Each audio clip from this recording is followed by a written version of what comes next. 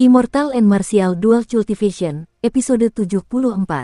Untuk melihat video selengkapnya, sahabat bisa kunjungi playlist yang telah Sabta Novel sediakan. Yuk mari, kita berimajinasi bersama dan masuk ke alur ceritanya.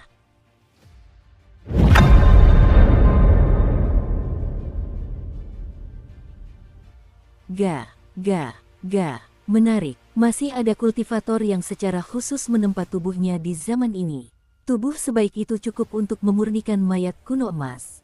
Nanti akan kuserahkan engkau kepada kakakku. Ia akan memurnikanmu menjadi mayat yang tak terkalahkan. Pada saat itu, engkau akan menjadi tak tertandingi di bawah langit, anggaplah itu sebagai kemuliaanmu. Ketika Xiao Chen mendengar bahwa Raja Mayat ingin mengubahnya menjadi mayat, Xiao Chen terkejut. Namun, ia malah dicekik. Tangan itu mencengkeramnya sekuat penjepit, sekuat apapun ia berjuang, ia tidak bisa lolos. Xiao Chen juga tidak bisa menggunakan esensinya, semua kartu yang dia miliki sekarang tidak berguna. Dia tidak bisa melakukan apapun. Raja Mayat itu tersenyum dingin. Dia meninju area dantiannya lalu menarik tangannya kembali. Untaian ki hitam mengalir keluar dan perlahan memasuki tubuh Xiao Chen. Xiao Chen merasakan ki hitam muncul di dantiannya, berubah menjadi sangkar yang mengerikan. Sangkar itu menyegel roh bela dirinya sepenuhnya. Seluruh esensi dalam tubuhnya lenyap. Xiao Chen merasa ngeri ketika menyadari bahwa setelah kehilangan hubungannya dengan roh bela diri naga biru, dia tidak lagi dapat merasakan esensi yang memenuhi tubuhnya. Dia tidak berbeda dengan orang biasa. Tidak perlu memikirkan cara melarikan diri. Jejak Raja Mayat ini dapat menyerang dan bertahan. Ini lebih dari cukup untuk menghadapi Grandmaster bela diri tingkat rendah sepertimu. Dengan satu pikiran, aku bisa membuatmu meledak dan mati.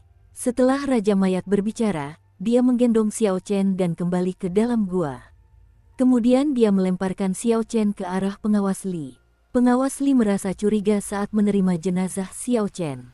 Setelah ia melihat dengan jelas siapa orang itu, ia tersenyum, jadi, ini Tuan Muda Ye. Mengapa Anda dalam keadaan yang begitu menyedihkan? Xiao Chen tetap tanpa ekspresi dan diam. Dia memadatkan indera spiritualnya di dantiannya dan dengan hati-hati mengamati jejak Raja Mayat, mencari cara untuk menghancurkannya. Di ruang kosong itu terdapat sebuah sangkar hitam. Ada energi hitam yang memancar dari atas. Sesosok mayat hitam duduk bersila di atas sangkar itu. Ia samar-samar dapat melihat sungai yang deras di dalam sangkar dan seekor naga asure kecil yang terus-menerus menyerang sangkar hitam itu. Sebelum indera spiritual Xiao Chen mendekat, Raja Mayat yang duduk di dalam sangkar tiba-tiba membuka matanya. Ia menembakkan seberkas cahaya dan melenyapkan sebagian besar indera spiritual Xiao Chen. Indera spiritual benar-benar bisa dihancurkan. Ini adalah pertama kalinya Xiao Chen menghadapi situasi seperti ini. Jejak Raja Mayat benar-benar keterlaluan. Kakak Li, perhatikan tubuh orang ini. Mungkin saja dia bisa dimurnikan menjadi mayat kuno emas. Ketika Supervisor Li mendengar ini, dia menunjukkan ekspresi terkejut. Dia segera memeriksa tubuh Xiao Chen. Setelah beberapa saat, wajahnya menjadi gembira. Namun, kegembiraan itu lenyap setelah beberapa saat. Ini bukanlah tubuh ilahi bawaan, dia menempanya kemudian. Ini sedikit kurang memenuhi persyaratan untuk memurnikan mayat kuno emas. Namun, ini cukup bagus. Kita akan menyimpannya dulu. Seharusnya tidak ada masalah untuk memurnikannya menjadi tubuh kuno perunggu setelah aku merendamnya dalam air bulan. Gemuruh. Saat mereka sedang berbicara, beberapa pancaran cahaya tiba-tiba muncul di formasi sihir 9 pedang tersembunyi di seberang sungai.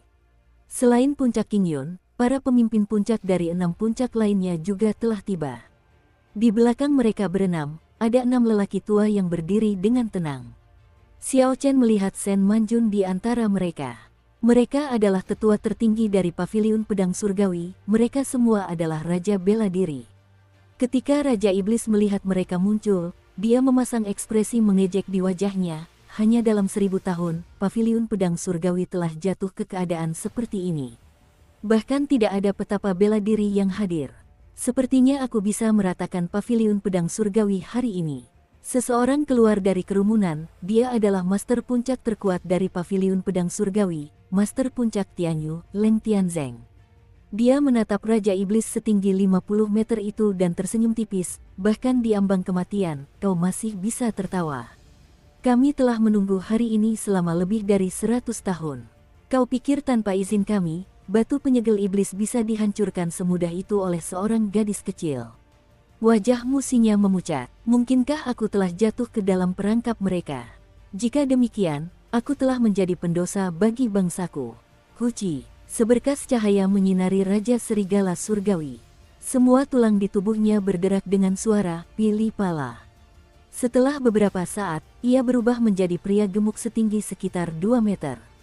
Ia mengibaskan rambut peraknya dengan santai ke belakang, dan otot-ototnya menonjol, sungguh mengejutkan untuk dilihat.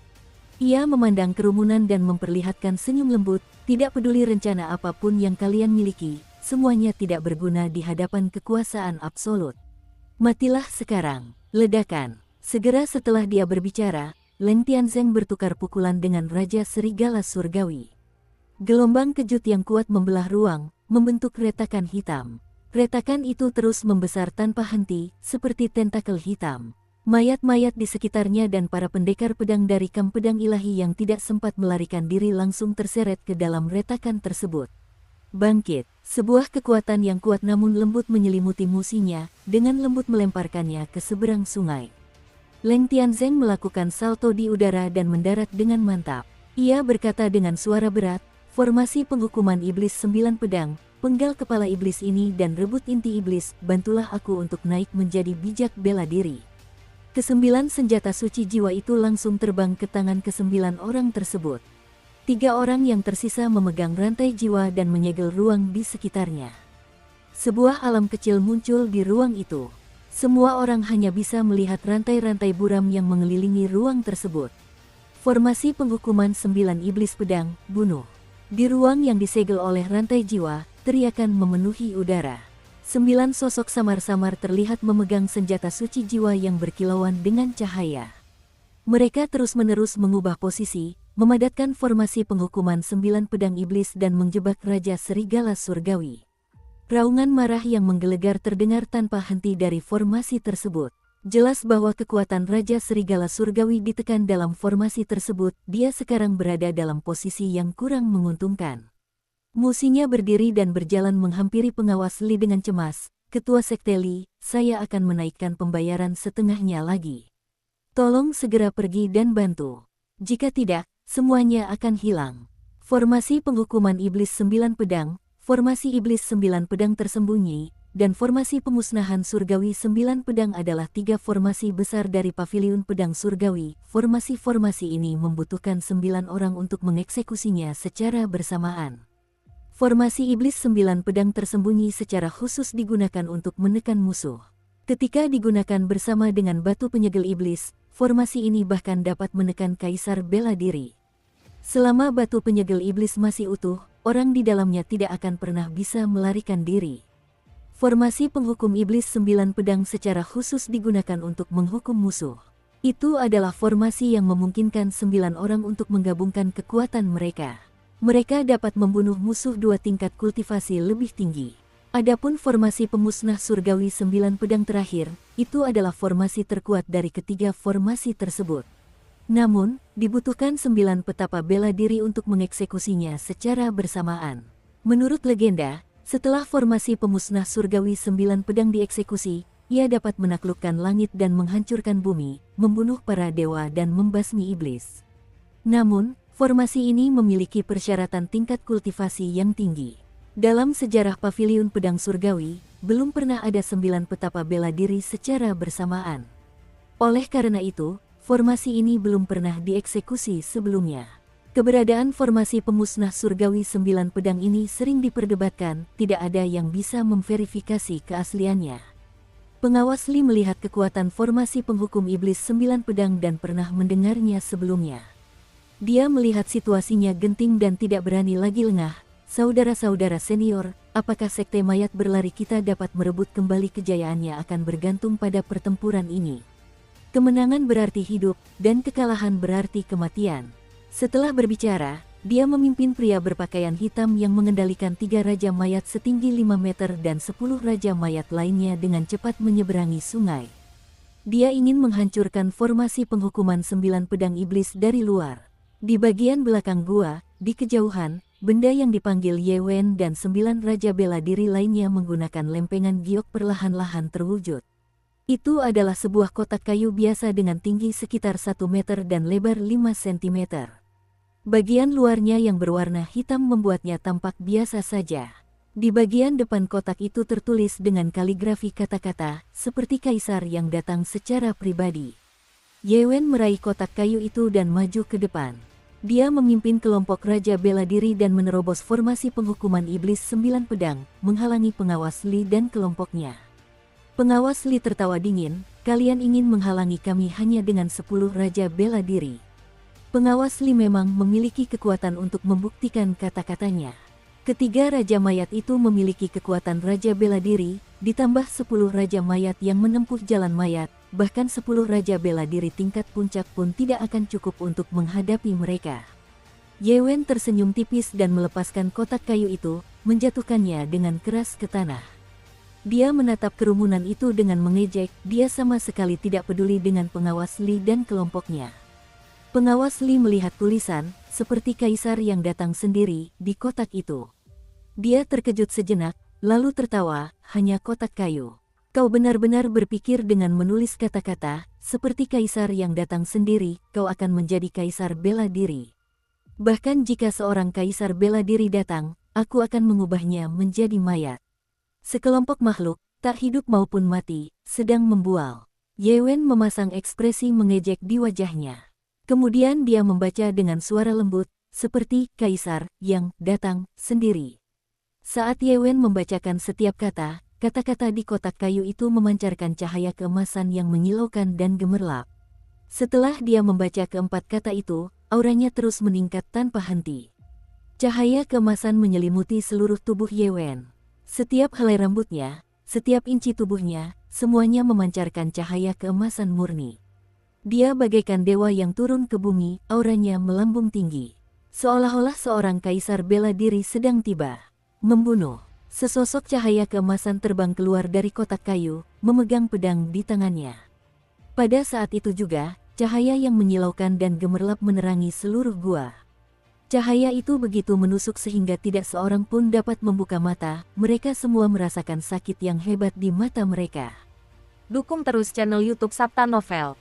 Sesosok cahaya melesat melewati dan ketiga raja mayat itu terbelah menjadi 2. Darah hitam mereka memenuhi udara.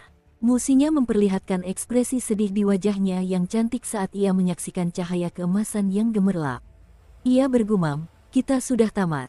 Itu adalah senjata ilahi. Harapan ras serigala surgawi selama ratusan tahun telah padam. Senjata ilahi. Xiao Chen sangat terkejut. Ini bukan pertama kalinya dia melihat kotak kayu ini. Kotak kayu yang dilihatnya di toko di luar kota Saber, serta di kaki puncak Qingyun, semuanya seharusnya adalah kotak yang sama. Hanya ada 10 senjata ilahi di dunia. Namun, tidak ada yang tahu di mana ke-10 senjata ilahi itu berada.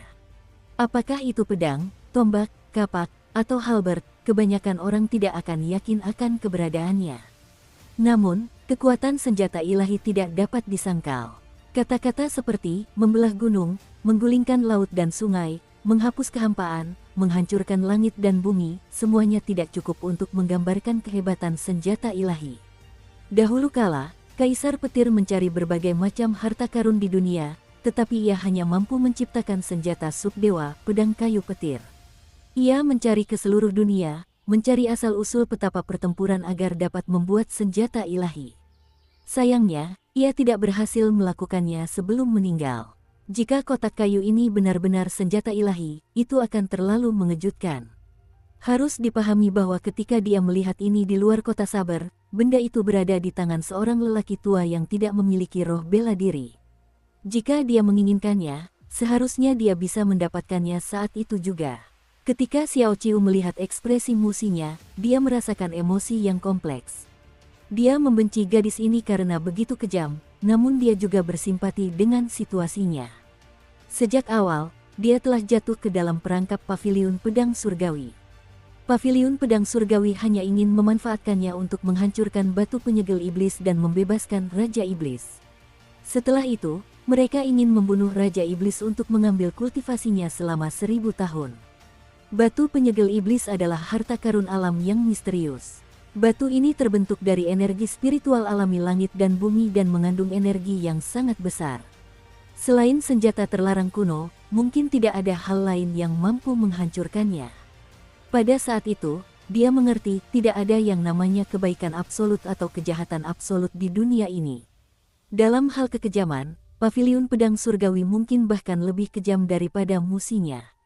Agar tidak membuat musuh mereka waspada, mereka meninggalkan semua penambang di tambang roh. Xiao Chen kurang lebih bisa memahami mengapa paviliun pedang surgawi melakukan ini. Setelah malapetaka 20 tahun yang lalu, mereka sangat melemah. Semua kultivator di alam bijak bela diri mungkin telah meninggal saat itu. Dengan demikian, paviliun pedang surgawi yang telah diwariskan selama 10.000 tahun memiliki kesenjangan kekuatan yang sangat besar. Di dalam paviliun pedang surgawi yang kuat itu, bahkan tidak ada satupun petapa bela diri. Untuk menutupi defisit yang sangat besar ini, paviliun pedang surgawi hanya bisa mengincar Raja Iblis yang telah terperangkap selama 1000 tahun. Terlepas dari inti dalamnya, kulit, otot, tulang, atau darahnya, semuanya sangat berharga. Namun, musuhnya sama sekali tidak menyadari hal ini, dia bingung. Dia tidak hanya membantu paviliun pedang surgawi dengan agenda mereka, dia bahkan mempertaruhkan nyawanya. Tidak mungkin, harapan ras serigala surgawi tidak bisa berakhir seperti ini. Ekspresi tekad muncul di wajah musuhnya. Dia mengerahkan seluruh kekuatannya untuk meningkatkan auranya dan bersiap untuk melangkah maju dan melakukan perlawanan yang putus asa. Xiao Chen dengan cepat menariknya kembali. Meskipun dia tidak bisa menggunakan esensinya, dia masih memiliki kekuatan fisik. Musuhnya tidak mampu melepaskan diri. Apakah kau mengirim dirimu sendiri ke kematian? Cepat pergi. Paviliun pedang surgawi sudah mengetahui rencanamu sejak lama. Hasilnya sudah ditentukan sejak awal. Musuhnya menatap Xiao Chen dengan aneh. Dia tidak menyangka Xiao Chen akan menahannya di sini, sebelumnya Xiao Chen ingin membunuhnya. Ia mengerahkan sedikit kekuatannya dan membebaskan diri dari Xiao Chen. Ia tersenyum dan berkata, "Kakak Ye, sudah kukatakan sebelumnya, orang tuaku yang menyuruhku datang ke sini. Sebenarnya, aku tidak mau. Semua orang takut mati, sejak aku datang ke sini, tidak ada jalan keluar bagiku, begitu pula bagi ras serigala surgawi." Senyumnya tetap seindah dan semenawan seperti sebelumnya. Dia mengangkat kakinya dari tanah dan terbang melintasi sungai, tiba di sisi seberang dan langsung bergabung dalam pertempuran. Di seberang sungai, Ye Wen memancarkan cahaya keemasan dari seluruh tubuhnya. Dia meletakkan tangannya di atas kotak kayu sambil berdiri tanpa bergerak. Cahaya terus terpancar dari kotak kayu itu. 9 raja bela diri lainnya di belakangnya tidak bergerak. Mereka hanya mengandalkan cahaya dari senjata ilahi untuk membunuh pasukan sekte mayat berlari. Akibatnya, mereka tidak dapat maju. Cahaya pedang pertama yang keluar dari kotak kayu itu membelah ketiga raja mayat penting menjadi 2. Setelah itu, sosok cahaya itu menembakkan cahaya pedang yang tak terhitung jumlahnya. Cahaya-cahaya itu berterbangan di udara dan tampak sangat terang. Pasukan sekte mayat berlari yang berhasil bereaksi tidak langsung tewas dalam satu gerakan. Namun, yang bisa mereka lakukan hanyalah melarikan diri, tidak ada kesempatan untuk melakukan serangan balik. Saat Supervisor Li menghindari cahaya pedang yang berterbangan sembarangan di udara, dia membuat beberapa gerakan tangan. Dia bermaksud untuk mengunci ketiga raja mayat di tanah. Raja-raja mayat sudah memiliki tubuh abadi. Jika mereka tidak langsung hancur berkeping-keping, akan sangat sulit untuk membunuh mereka secara permanen. Selama pengendalinya belum mati, pengendali tersebut dapat menggunakan teknik rahasia mereka untuk menghidupkan kembali mereka. Jika ketiga raja mayat itu bisa dihidupkan kembali, mereka mungkin bisa membalikkan keadaan. Dia bisa tahu bahwa Ye Wen tidak memiliki kendali atas senjata ilahi. Cahaya pedang di udara tidak lagi sekuat serangan pertama. Hal ini membuat masalahnya menjadi sangat jelas. Bukan berarti 9 orang di belakangnya tidak bergerak. Sebaliknya, mereka tidak mampu bergerak. Melalui tanah di bawah kaki mereka, mereka mengirimkan esensi mereka kepada Ye Wen, memungkinkannya untuk bertahan. Meskipun begitu, pengawas Li sangat cemas. Orang-orang berpakaian hitam yang mengendalikan Raja Mayat itu sangat lemah, mereka semua sudah mati. Dialah satu-satunya yang nyaris tidak mampu bertahan. Karena kekuatan Raja Mayat sangat mengerikan, dibutuhkan 3 orang untuk mengendalikannya. Sekarang, karena hanya dialah yang tersisa, akan sangat sulit baginya untuk menghidupkan kembali mereka. Huci, sesosok perak melintas di atas kepala semua orang dan menuju ke arah Ye Wen. Seekor serigala perak raksasa muncul di belakang musinya. Ini adalah totem dari ras serigala surgawi, ia memiliki kekuatan yang mengerikan. Serigala raksasa itu melolong marah dan gelombang suara yang keras menyebar. Serangan itu menghancurkan semua cahaya pedang yang terbang ke arah musinya. Dia dengan cepat mendarat dan mengayunkan tangannya di udara, tangannya berubah menjadi 5 cakar tajam dan menyerang Ye Wen. 5 cakar tajam itu setajam pisau. Saat menebas udara, mereka mengeluarkan suara cici. Dalam sekejap mata, suara itu berubah menjadi 5 aliran aura merah menyala. Cakar-cakar itu membesar saat bergerak dan tak lama kemudian jaraknya hanya 10 meter. Ye Wen tidak berani bertindak gegabah. Ia menunjuk ke udara dengan tangan satunya. Sesosok manusia berwarna emas muncul dari tubuhnya. Clone Chop, ini adalah teknik rahasia puncak gadis giok. Ye Wen mempelajarinya setelah meninggalkan puncak Qingyun. Dengan senjata ilahi yang mendukungnya, kekuatannya jauh lebih mengerikan dari biasanya. Sosok cahaya itu seperti manusia sungguhan. Setelah menghindari serangan musinya, ia dengan lincah berbalik dan melakukan serangan balik. Musinya mengubah posisinya di udara 3 kali, tetapi ia tetap tidak mampu melepaskan diri dari serangan sosok cahaya itu. Musinya perlahan menenangkan diri dan berusaha fokus. Saat berada di udara, dia melepaskan persepsinya. Setelah beberapa saat, wajahnya berseri-seri gembira. Dia berkata, "Aku menemukannya." Musinya melakukan salto di udara dan melambaikan tangannya menyilang. Beberapa untaian cahaya tak terlihat langsung terputus. Serangan Clone Chop yang dilakukan Ye Wen, sosok cahaya itu, langsung jatuh. Jadi, inilah rahasia di balik serangan Clone Chop yang begitu lincah. Itu terkait dengan benang-benang cahaya tak terlihat ini. Begitu benang-benang itu putus, sosok cahaya tersebut tidak dapat lagi dikendalikan. Oh, saat musinya berhasil mendarat, dia melolong seperti serigala ganas dan melompat lebih tinggi ke udara. Dia melompati kepala Ye Wen dan menuju ke arah 9 raja bela diri di belakangnya. Oh tidak, Ye Wen berseru dalam hatinya.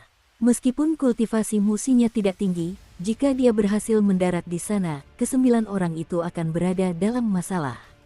Orang-orang ini perlu mentransfer esensi ke Ye Wen, mereka tidak dapat bergerak. Siapapun akan dapat dengan mudah membunuh raja bela diri yang sangat arogan ini.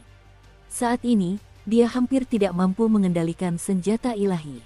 Namun, jika 1 orang dari 9 orang itu meninggal, kendalinya akan langsung runtuh, dia malah akan menderita efek balik dari senjata ilahi. Bang! Memikirkan hal itu, ekspresi Ye Wen berubah serius. Dia menarik napas dalam-dalam dan menamparkan kotak kayu itu dengan keras menggunakan tangan kanannya. Sebuah gelombang segera menyebar. Dengan suara dentuman keras, musinya terpental kembali. Musinya memuntahkan seteguk darah saat ia jatuh ke tanah dengan keras. Ye Wen, yang melakukan gerakan itu, memiliki ekspresi yang tidak menyenangkan di wajahnya. Sosok cahaya yang keluar dari kotak kayu itu juga melambat secara signifikan. Sekte mayat berlari yang sebelumnya kewalahan akhirnya mendapat kesempatan untuk beristirahat. Pengawas Li memanfaatkan kesempatan ini untuk terus melakukan segel tangan. 2 bagian dari Raja Mayat mulai perlahan menyatu. Bang, bang, bang, bang. Tiba-tiba, tepat pada saat ini, terdengar serangkaian suara ledakan dari formasi penghukuman 9 pedang iblis. Retakan muncul di ruang yang terkunci oleh rantai jiwa, lalu hancur total. Formasi penghukuman 9 pedang iblis telah hancur. Semua orang melihat ini dengan kaget sebelum mereka bereaksi dengan cepat. Mereka segera mundur dan melarikan diri dari area tersebut. Kekuatan penghancur yang dihasilkan oleh sebuah kerajaan kecil yang runtuh sangat mengerikan. Itu bukanlah sesuatu yang bahkan seorang raja bela diri pun berani hadapi secara langsung. Bang! Terdengar suara yang sangat keras saat ruang angkasa terbelah. Seluruh gua berguncang tanpa henti. Sungai bawah tanah bergelombang dan berputar, dan bebatuan terus berjatuhan dari langit-langit. Xiao Chen dengan hati-hati menghindari batu-batu besar yang jatuh dari langit-langit. Dia berusaha sekuat tenaga untuk menjaga keseimbangannya, saat ini, dia tidak dapat menggunakan esens. Jika dia jatuh, ada kemungkinan dia akan tertimpa batu sebelum dia bisa memanjat. Huci, 12 sosok terbang keluar dari formasi penghukuman 9 pedang iblis. Senjata suci jiwa dan rantai jiwa di tangan mereka patah. Wajah mereka semua sangat pucat. Hahaha, formasi penghukuman 9 pedang iblis itu cuma segitu saja. Tawa suram terdengar dari kepulan debu. Ketika debu menghilang, sosok kekar Raja Serigala Surgawi perlahan muncul. Tubuhnya tampak tidak memiliki luka lain, rambut peraknya berkibar di udara dan auranya liar seperti sebelumnya. Senjata suci jiwa dikhususkan untuk menyerang jiwa. Setelah jiwa dihancurkan, yang tersisa hanyalah cangkang kosong. Tentu saja, tidak akan ada kemungkinan orang tersebut untuk hidup kembali. Itulah mengapa Leng Tianzeng dan yang lainnya memilih menggunakan senjata suci jiwa untuk menyerang Raja Serigala Surgawi. Tubuhnya jauh lebih kuat daripada orang biasa, jauh lebih tahan banting. Jika mereka menggunakan senjata fisik, efeknya tidak akan baik. Namun, mereka tidak menyangka bahwa meskipun Raja Serigala Surgawi hanya memulihkan 1/5 kekuatannya, kekuatan jiwanya jauh lebih kuat daripada tubuhnya. Formasi penghukuman iblis 9 pedang dapat memadatkan 81 susunan pertempuran dan mampu mengeksekusi 9.999 gerakan mematikan. Bahkan ketika dipadukan dengan senjata suci jiwa, mereka tetap tidak dapat berbuat apa-apa. Setelah lama menyerang tanpa hasil, Raja Serigala Surgawi akhirnya berhasil menemukan titik lemah formasi penghukum iblis 9 pedang. Dia menyerang dengan seluruh kekuatannya dan menghancurkan alam kecil tersebut. Aura Raja Serigala Surgawi sangat terang dan meliputi langit. Tatapannya seperti lampu yang menatap bumi. Setiap orang yang ditatapnya merasakan ketakutan di dalam hati mereka. Hei, senjata ilahi paviliun pedang surgawi. Raja Serigala Surgawi memperhatikan kotak kayu di tangan Ye Wen. Wajahnya berseri-seri gembira saat dia berkata, dengan senjata ilahi ini, aku semakin yakin akan mendapatkan asal-usul urat roh. Datang, Raja Serigala Langit membuka jari-jarinya dan sebuah daya hisap yang kuat terbentang sejauh sekitar 33 meter. Ye Wen merasakan cengkeramannya mengendur dan kotak kayu itu terbang ke tangan Raja Serigala Langit.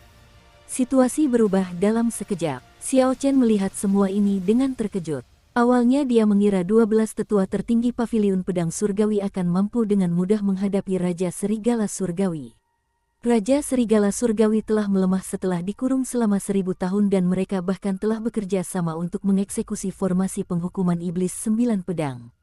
Namun, dia tidak menyangka formasi penghukuman 9 pedang iblis akan hancur. Meskipun kekuatan jiwa Raja Serigala Langit melemah, ke-12 orang itu harus menahan dampak dari hancurnya formasi tersebut. Mereka terluka parah. Untuk saat ini, mereka tidak memiliki cara untuk menghadapi Raja Serigala Langit. Mereka hanya bisa menyaksikan Raja Serigala Surgawi merebut senjata ilahi paviliun pedang surgawi.